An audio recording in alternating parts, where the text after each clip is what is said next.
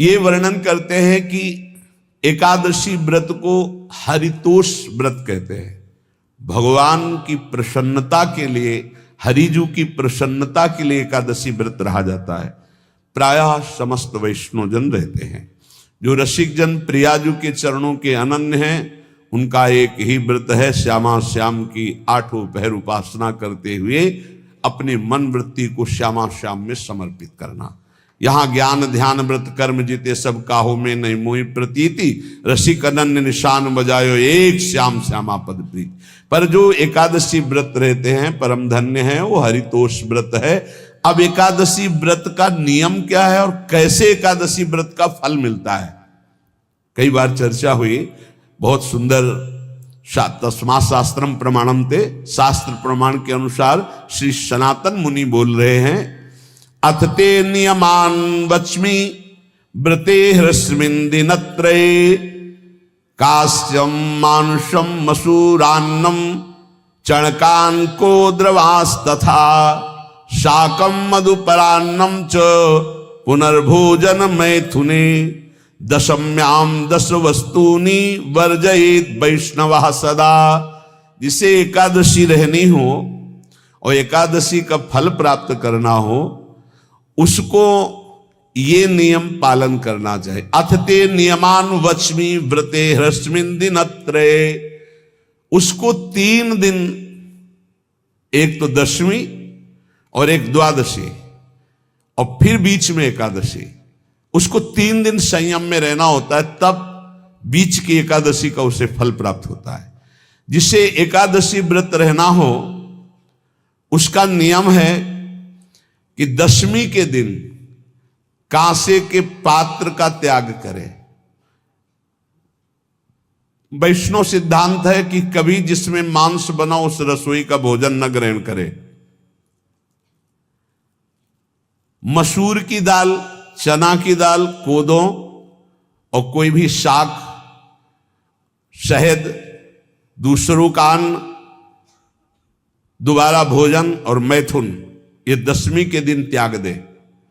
एक बार दशमी के दिन भोजन करे 24 घंटे में, क्योंकि एकादशी रहना है। कांसे का पात्र, जिस रसोई में मांस बना उसके भोजन का त्याग, मसूर की दाल, चना, कोदो, शाक, मधु अर्थात शहद और दूसरे के द्वारा दिया हुआ भोजन और दोबारा भोजन और मैथुन क्रिया, इनका दशमी के दिन कभी भी प्रयोग ना करे। इन 10 वस्तुओं से वैष्णव दूर रहे दशमी के दिन। फिर एकादशी के व्रत में, ये पीछे तो हम वर्णन कर ही चुके हैं, कहीं नहीं आया यहाँ कुटू का वो कचौड़ी पकौड़ी और सिंघाड़ा का हलवा और सावा, ये दुनिया के खीर और सब। ये एकादशी के दिन किसी भी तरह की गेम आदि क्रीड़ा ना खेले। जैसे अब आज व्रत है तो बैठे हैं अपना मोबाइल में गेम खेल रहे हैं, ऐसा कोई भी क्रीड़ा नहीं। द्वैत क्रीड़ा, किसी भी तरह का गेम, ये सब खेल नहीं। द्वैत क्रीड़ाम च निद्राम च तांबूलम दंत धावनम, परापवादम पैशून्यम स्तेयम हिंसाम तथा रतिम, कोपम हनत वाक्यम च एकादश्याम विवर्जयेत। एकादशी के दिन उपासक को चाहिए कि वो किसी भी तरह की क्रीड़ा, मनोरंजन बिल्कुल नहीं। चनिद्राम, नींद नहीं लेनी उसको, न दिन में न रात में, एकादशी व्रत। और प्रायः पुराने महापुरुषों ने ऐसा किया है। रामदास जी डाकोर के रात में जाते थे, रणछोड़ भगवान के यहाँ कीर्तन करते थे जाकर। तभी तो भगवान उनके कीर्तन पर, उनकी भक्ति पर रीझ कर गाड़ी में बैठकर उनके साथ आए थे। पूरी रात जगकर कीर्तन करना, और दिन में तो सोना ही निषेध है। द्वैत क्रीड़ाम च निद्राम च तांबूलम, पान खाना निषेध है एकादशी को, बिल्कुल नहीं। जो व्रत रह रहे हैं। और दंत धावनम, वृक्ष से तोड़कर जो दतून की जाती है एकादशी के दिन है।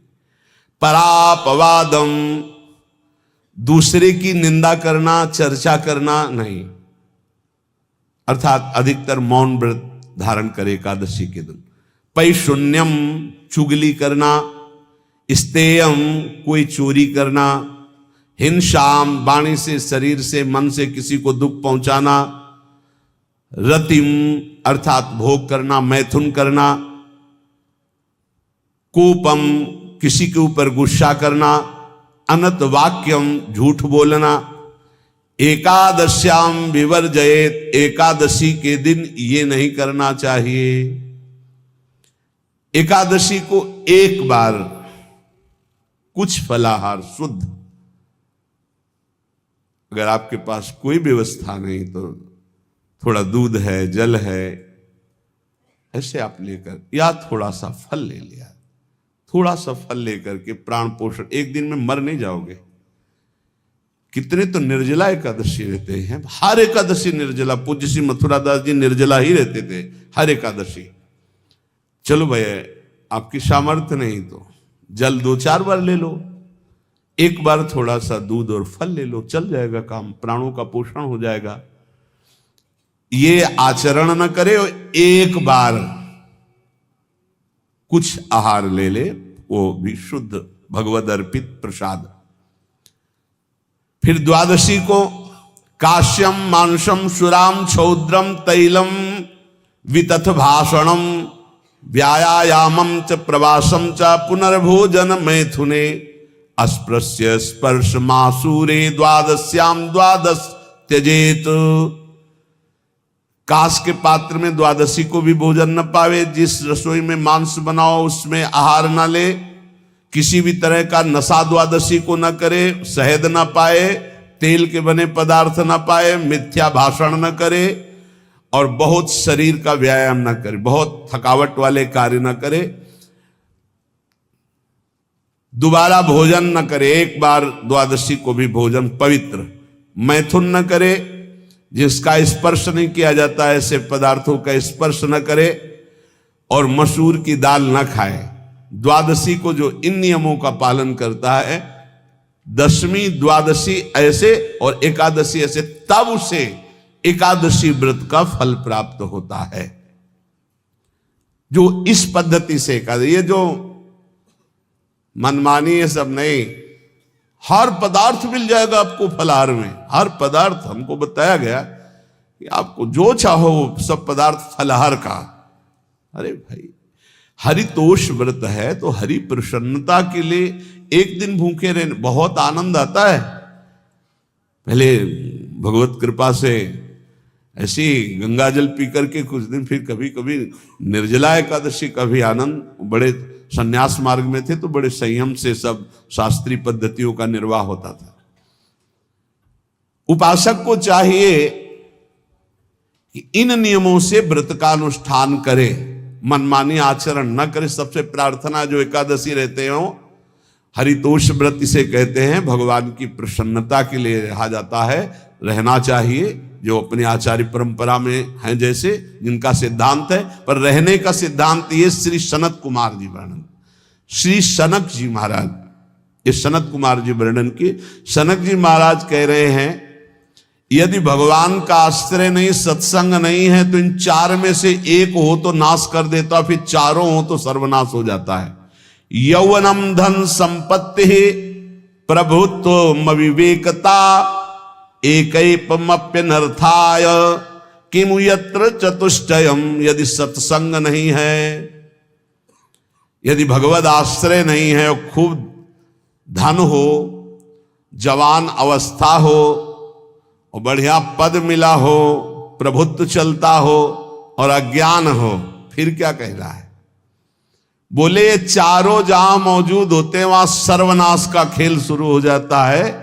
अगर इनमें से एक हो तो सर्वनाश करने में पर्याप्त है, और अगर चारों हो तो फिर क्या कहना है? यौवनम, जवान हो, धन संपत्ति, खूब रुपया पैसा हो, प्रभुत्व, कोई पद हो, कोई अधिकार हो बड़ा, फिर अविवेकता और अज्ञानी हो तो बोले एक नाश कर देगा, फिर चारों तो नाश ही कर देंगे। अगर सत्संगी है तो ये चारों महान कार्य कर देंगे। क्या यौवनम, जवान है, खूब दूसरों की सेवा, मेहनत पूर्वक धन संपत्ति कमाकर माता पिता की सेवा, परिवार की सेवा। ये माता पिता, हमारा वेद कहता है मातृ देवो भव, तैत्तरीयोपनिषद, मातृ देवो भव, पितृ देवो भव, आचार्य देवो भव, अतिथि देवो भव, यान्य नवद्यानि कर्माणि तानि सेवितव्यानि नो इतराणि, यान्यस्माकः सुचरितानि तानि तोयोपास्यानि नो इतराणि, ये के चास्माच्छेयाः सो ब्राह्मणाः तेषां त्वया स्नेन प्रश्वसितव्यं, श्रद्धया देयम् अश्रद्धया देयम्, श्रिया देयम् ह्रिया देयम् भिया देयम् संविदा देयम्। वेद कहता है मातृदेवो भव, माता साक्षात हमारी भगवान है। देव हरि को कहते हैं, केशव देव जैसे कहा हरि को कहते हैं, गोविंद देव, मातृ देव, माता भगवान है।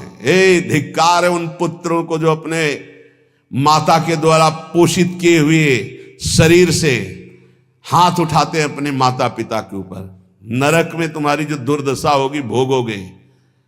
एक हमको दिखाया गया दृश्य कि अपनी माता की कोख में लात मारता है, थप्पड़ मारता है, पिता बैठा है उसको लात मारता है, थप्पड़ मारता है, बाल घसीट कर गेट तक माता को ले जाता है। अब इनकी जो दुर्दशा होगी ये बोल नहीं पाएंगे, बता नहीं पाएंगे। ऐसी जगह मारा जाता है कि बस तलकते रहो, कुछ कह नहीं सकते, घोर नरकों की प्राप्ति होती। वेद कहता, तैत्तरीयोपनिषद, मातृ देवो भव, ध्यान से सुन लो, सत्संग है, ये माता साक्षात भगवान है। अगर तुमने मारा वाह भर करके इसके आंसू गिरे तो आज जितने आंसुओं की बूंद से भूमि के कण भीनेंगे उतने कल्प तक नरक भोगोगे। ध्यान रखना, तुम्हारा कभी यश, कभी कीर्ति, कभी श्री, कभी हिरी, ये कभी तुम्हारे उदय नहीं हो सकती। तुम्हारा सर्वनाश हो जाएगा अगर मां पे हाथ उठाया। पितृदेवो भव, पिता साक्षात भगवान है। देखो भगवान अवतरित हुए तो प्रात काल उठी कै रघुनाथा, मातु पिता गुरु नावहि माथा। आचार्य देवो भव, माता साक्षात भगवान है, पिता साक्षात भगवान है, आचार्य गुरुदेव साक्षात भगवान है। जो अपनी माता को, अपने पिता को दुख देता है, अपने गुरुदेव की अवहेलना करता है, उसका कभी मंगल हो सकता है? वो कभी सुख प्राप्त कर सकता है? वेद कहता है जो निर्दोष कर्म करते हुए धन कमाकर, कैसा कर्म? निर्दोष कर्म करते हुए धन कमाता है और उस धन से अपने बूढ़े माता पिता और गुरुजनों की सेवा करता है, जीवन धन्य है। धिक्कार है उस पुत्र को, धिक्कार उस जवानी को, धिक्कार है उस धन को, धिक्कार उस बुद्धि को जिसको ये सब प्राप्त होने पर भी अपने बूढ़े माता पिता को दर दर के भटकने के लिए विवश कर देते हैं, जो अपने बूढ़े माता पिता को कष्ट देते हैं। जहां वेद कह रहा है मातृ देवो भव, पितृ देवो भव, आचार्य देवो भव, अतिथि देवो भव, चारे बातें कही। अतिथि देवो भव, अगर बिना परिचय के कोई आ गया, कह रहा भूखा हूं, भोजन पवा दो, भगवान पधारे हैं, हम कह रहे मत अंदर आने दो, गेट के बाहर पवा दो, तुम्हारा संशय, पर उसे भूखा मत जाने दो। अतिथि देवो भव, जो निर्दोष कर्म करके अर्थ कमाकर अपने माता पिता गुरुजनों की सेवा करता है, उसी का जीवन धन है। पशुवत आचरण, मनुष्य शरीर प्राप्त करके राक्षस आचरण, राक्षसों की यही पहचान होती है। मां नहीं मातु पिता नहीं देवा, साधुन ते करवा वही सेवा। तुम्हारे जो पुण्य है ना सब भस्म हो जाएंगे, आप खिलवाड़ मत समझो। वो विरक्त है, भले तुम्हें नौजवान दिखाई दे रहा है, वो शरणागत है। जो आचार्य ने मंत्र दिया वही गुरु परंपरा से चला रहा, वही मंत्र उसमें। आप उसको बोल रहे हमारे लिए कुर्सी डालो, पैंट शर्ट पहने हो कुर्सी डाल। हाँ, आप असमर्थ हो तो हाथ जोड़कर प्रार्थना कीजिए कि बैठने में हमारी टांग टूट गई है, हम बैठ नहीं पा रहे हैं, क्या व्यवस्था हो सकती है क्या? याचना इस कोटि की। आदेश, बाबा जरा कुर्सी लाना, बाबा तो कुर्सी रख देंगे, आप उनको तुम भिक्षुक समझते हो। सारे सुकृत तुम्हारे नष्ट हो जाएं। ये जो संतों के द्वारा दिए हुए आसन में ये अयोग्य पुरुष बैठ जाते हैं ना, इनके सारे सुकृत नष्ट हो जाते हैं। ये क्या समझते हैं? तुरंत आसन दिया जाता है किसी भी, आओ आसन को प्रणाम करके समेट कर रख दो। अगर आसन में बैठने की योग्यता रही, आसन में बैठने की योग्यता उसकी मानी जाती है जो सामने बैठा है, उस स्थिति का हो या उससे श्रेष्ठ हो। बहुत होश में ये बातें सत्संग में ही मिलती है और अन्यत्र नहीं मिलती। आसन बिछाने का मतलब तुम कोई महान नहीं हो गए हो, अपने में दैन्यता नहीं तो वैष्णव किस बात के? आसन ग्रहण वैसे ही बिछा हुआ है, उसके ऊपर आसन लगा हुआ है गुरुजनों के लिए, श्रेष्ठ जनों के लिए। आप आसन में बैठने के अधिकारी हैं। सत्कर्म के द्वारा कमाए हुए धन से मात्र देवो भव पितृ, हम बार बार चिल्ला के कह रहे, क्योंकि कलयुगी इन पुत्रों को अब समझ में नहीं आ रहा। जो बोओगे वही काटोगे। अगर आप अपने पुत्रों को शत अध्यात्म की शिक्षा देंगे और स्वयं अध्यात्म से चलेंगे तो तुम्हारा बुढ़ापा ठीक से जाएगा नहीं। बुढ़ापा बहुत मुश्किल से कटता है, बहुत मुश्किल से। हाँ, हमें कई दृश्य देखने को मिलते हैं।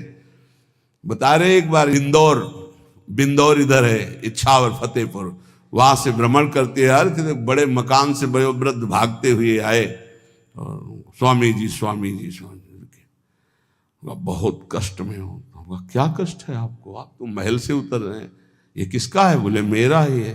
तुमका कष्ट क्या है? बोले 4 लड़का है, 4 बहू है, सब खाते पीते हैं, मैं बहुत कष्ट में हूँ, सब कोई अपमान करता है। तुमका निकलो फिर बाहर, बाबा जी बनो, भजन करो, भगवान के मार्ग का अनुसरण करो। चौथी अवस्था है।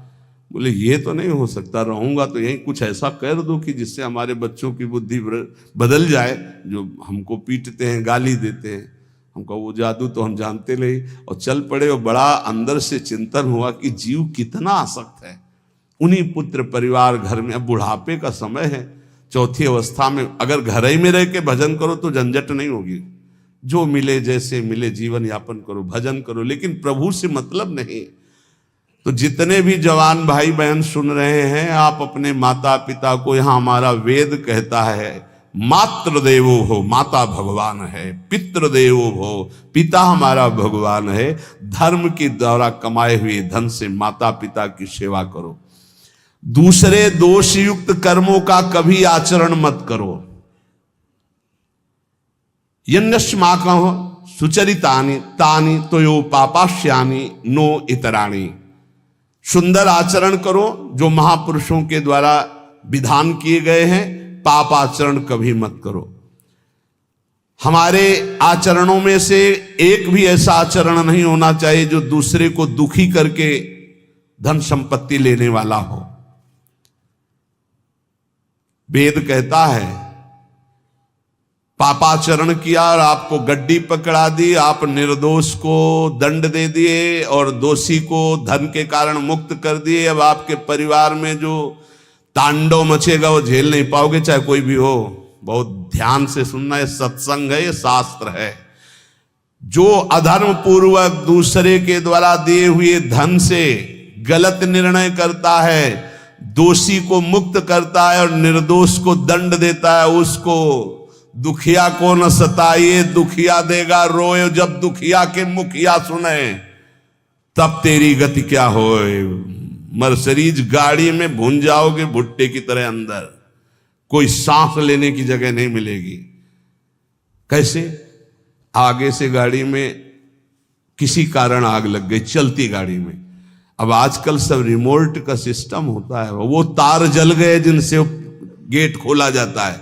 अब गेट लाख लोग हैं, आसपास कोशिश कर रहे हैं, न गेट खुल रहा है न शीशा तोड़ा, भम मचा हुआ है, चीखते हुए अंदर एक एक परिवार का सदस्य भस्म हो रहा है।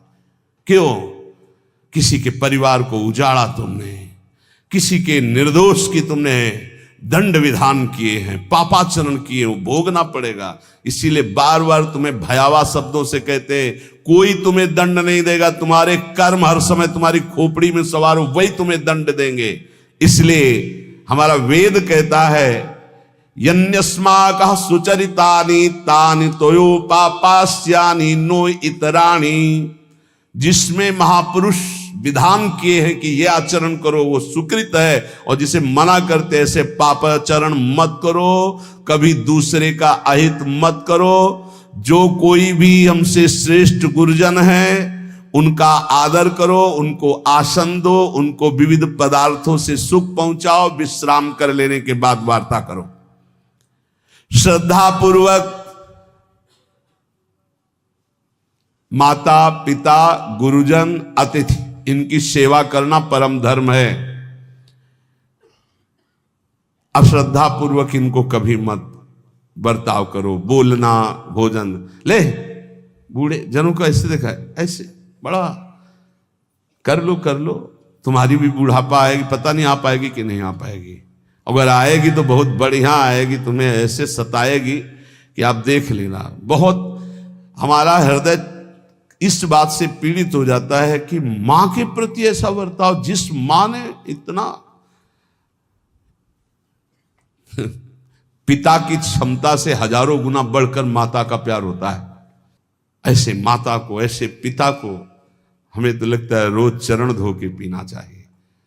भगवान साक्षात इनमें विराजमान है। भगवान सच्ची कहता हूं, जो अपने माता पिता को त्रास देते हैं भगवान भी रक्षा नहीं करेंगे, कोई दान पुण्य तुम्हारा काम नहीं आएगा, क्योंकि ऐसे महामहिम पूज्य माता पिता के प्रति आप ऐसा देखो। प्रार्थना करते, चाहे गाली बकने वाले, गुस्सा करने वाले माता पिता हों, यदि वो चल नहीं पाते, वयोवृद्ध है, तो भगवान की तरह पूजा करो, उनके व्यवहार को मत देखो, तुम्हारा काम बन जाएगा, उनका आशीर्वाद आपको मिल जाएगा। आर्थिक स्थिति के अनुसार अतिथि की सेवा करो, गुरुजनों की सेवा करो, भय से भी युक्त होकर सेवा करो। अधिकार है माता पिता का, गुरुजनों का। यदि आप सेवा नहीं करोगे तो अपराध लगेगा। इतना बड़ा शरीर पैदा किया है, लेबरी करो, रिक्शा चलाओ, उससे जो मिले अपने माता पिता की सेवा करो। तो यहां कह रहे कि ये चार अगर आपके पास हैं, इनका सदुपयोग नहीं हो। यौवनम धन संपत्ति प्रभुत्वम अविवेकता एकैपमप्यनर्थायम किमु यत्र चतुष्टयम। यदि धन है, जवानी है, आपका प्रभुत्व चलता है, बड़े पद में हो और अज्ञानी हो, एक तो सर्वनाश कर देता है, फिर चारों हो तो सर्वनाश पक्का। और यदि कहीं भगवान का आश्रय मिल जाए, संत जनों, तो ये परम मंगलदायक है। अविवेक विवेक में बदल जाता है। जो धन है, इसकी तीन गतियां बताई गई हैं। दान भोग विनाशश्च रायः शीर्गतस्त्रिधा। तीन गति होती है, एक दान और एक स्वयं भोग करना, और अगर नहीं किया तो सर्वनाश, वो नाश को ही प्राप्त हो जाएगा। गांव के कंजूस जनों के धन दीवालों में निकलते हैं, मटकी में बंद बंद करके दीवाल में पैक कर दिया और मर गए। अब दीवाल में नहीं, अब लॉकर में है, बैंक में है। कितने हैं? बोले इतने करोड़। कभी ना तो धर्म किया ना दान किया, कंजूस रात दिन उन्हीं रुपए का चिंतन किया, मर गए। एक रुपए का भी कभी सतमार्ग में प्रयोग नहीं किया। कह रहे दान भोग विनाशश्च, तीन गतियां हैं। दान या स्वयं भोग कर लो और या विनाश हो जाएगा। तो शोधन धन्य प्रथम गति जाकी, वो धन धन्य है जिसकी प्रथम गति। प्रथम गति क्या? दूसरों को सुख पहुंचाने में लगा। अस्पताल में दे दिया, गरीब लोगों की औषधियों के, या भूखी गौओं के उदर पोषण में, या संत महात्माओं के निवास या वस्त्र या भोजन, ये सब उत्तम गतियां हैं। अगर ये नहीं किया तो चलो घर में ठाकुर जी विराजमान करो, स्वयं बढ़िया भोग लगाओ, पाओ, परिवार को सुखी रखो, इतना ही कर लो। वैसे सो धन धन्य प्रथम गति जाकी, प्रथम तो है दान, फिर दूसरा स्वयं चलो उपयोग कर लो धार्मिक धर्म पूर्वक अपने परिवार का। लेकिन अगर ऐसा नहीं किया तो तीसरी गति है नाश, वो तुम्हारे किसी काम में धन आने वाला नहीं है।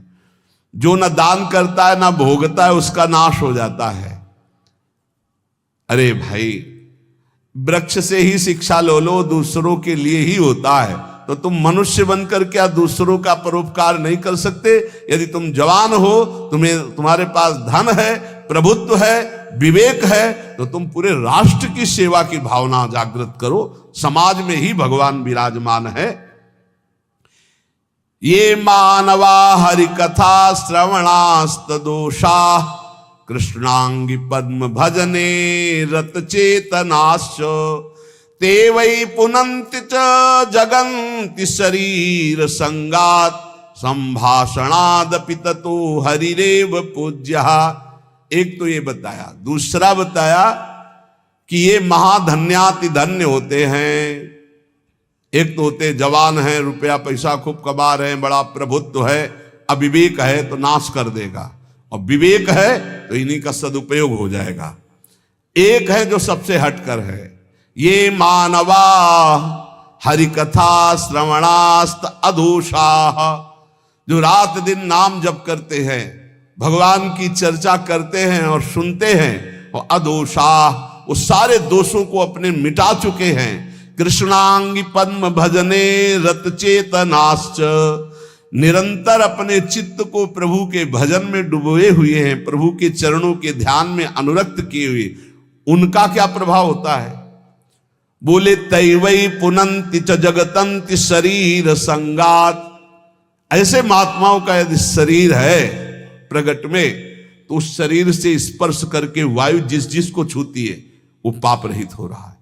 जो उनके दर्शन करते हैं वो पाप। संत दरस जिमि पातक तरई, संतों के दर्शन मात्र से पाप नष्ट होते हैं, उनके शरीर के स्पर्श से पाप नष्ट होते हैं। संभाषणादपि ततो हरिरेव पूज्यः, यदि उनसे संभाषण करने को मिल जाए तो बोले वो इतना पवित्र हो जाता है कि भगवान उनमें वास करने लगते हैं। हरिदेव, हरि उसमें विराजमान है, हरि ही है, ऐसा वो पूज्य हो जाता है। यदि जो नाम जप कर रहे हैं, जिनका चित्त भगवान के चिंतन में है, जो कथा भगवान की चर्चा कर रहे हैं, जो भगवान की चर्चा सुन रहे हैं, अदोषाः, जो समस्त दोषों पर विजय प्राप्त कर चुके हैं, ऐसे मानवाः पुनन्ति च जगतन्ति, वो पूरे जगत को पावन करने की सामर्थ्य रखते। सातरते सातरते सा लोकान तारयति मम भक्ति युक्तो भोनम पुनातु, वो लोक के लोक पावन कर देते। कैसे? उनके शरीर से स्पर्श की हुई वायु दूसरों के पापों का नष्ट, उनका दर्शन दूसरों के पापों का नाश, उनका संभाषण दूसरों के पापों का नाश।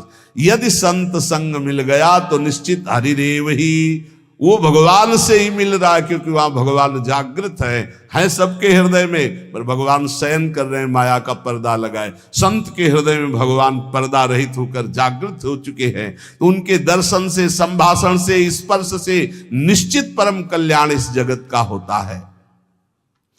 कौन भगवान? भगवान किसे कहते हैं? तो बोले सनंदन मुनि बोल रहे हैं। सनातन जी की सुना एकादशी व्रत पर बोले, और अभी तक सनक जी बोल रहे। अब सनंदन जी कह रहे, ऐश्वर्य समग्रस्य धर्मस्य यशसः श्रियः ज्ञान वैराग्ययोश्चैव शरणां भग इतीर्णा। संपूर्ण ऐश्वर्य, संपूर्ण धर्म, संपूर्ण यश, संपूर्ण श्री, संपूर्ण ज्ञान, संपूर्ण वैराग्य, ये 6 जहां विराजमान हैं भग, उन्हें भगवान कहते हैं। ये पूर्ण रूप से भगवान में ही विराजमान है, और जिसमें ये सामर्थ्य है उसे भगवान कहते हैं। उत्पत्ति प्रलयम चैव भूतानामागतिम गतिम वेत्ति विद्याम विद्याम च स वाच्यो भगवानिति। जो सबकी स्वयं अपने संकल्प से उत्पत्ति करता है, उत्पत्ति करने वाले ब्रह्मा जी की भी जो उत्पत्ति का कारण है, जो अपने ही बल से सबका विनाश कर देता है, प्रलय, और जो सबका पालन करता है, उसे भगवान कहते हैं। जो आवागमन तथा विद्या अविद्या इसका स्वामी है, उसे भगवान कहते हैं। जो संपूर्ण ईश्वर, संपूर्ण धर्म, संपूर्ण यश, संपूर्ण श्री, संपूर्ण ज्ञान, संपूर्ण वैराग्य और उत्पत्ति, पालन, प्रलय का स्वामी, जो विद्या अविद्या आवागमन जिसी के इशारे से होता है, वही है भगवान, वही सबका भगवान है।